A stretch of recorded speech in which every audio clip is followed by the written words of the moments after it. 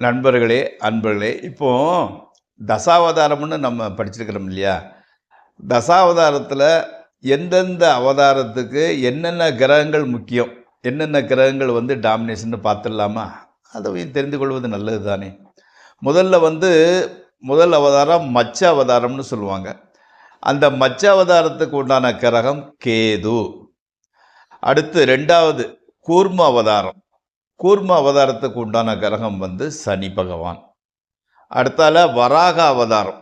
வராக அவதாரத்தை குறிக்கும் கிரகம் ராகு. நரசிம்ம அவதாரம், அதை குறிக்கும் கிரகம் செவ்வாய். ஸ்ரீ வாமன அவதாரத்தை குறிக்கும் கிரகம் குரு. ஸ்ரீ பரசுராம அவதாரத்தை குறிக்கும் கிரகம் சுக்கிரன்.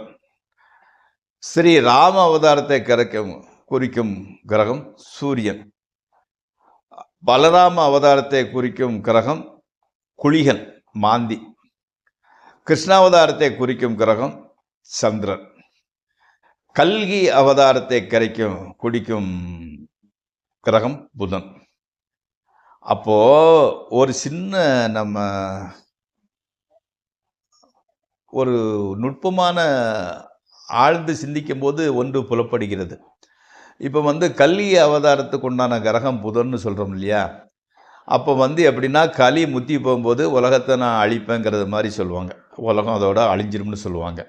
கல்கி அவதாரத்துக்கு உண்டான கிரகம் என்னதுன்னா புதன்.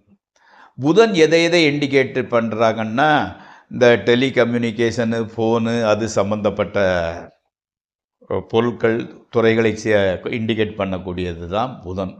அப்போது கலிகம், அதாவது இப்போது நடந்து இருக்கக்கூடிய கலியுகத்தின் முடிவு புதனால் வரப்போகிறது. புதன் மீன்ஸ் அந்த நெட்டு, அல்லது அந்த டவரு, அந்த வைப்ரேஷன், அந்த ஃபோனு, அதனால தான் கலியுகம் முடிய போகிறது என்பது முன்னையே குறிப்பிடப்பட்டுள்ளது.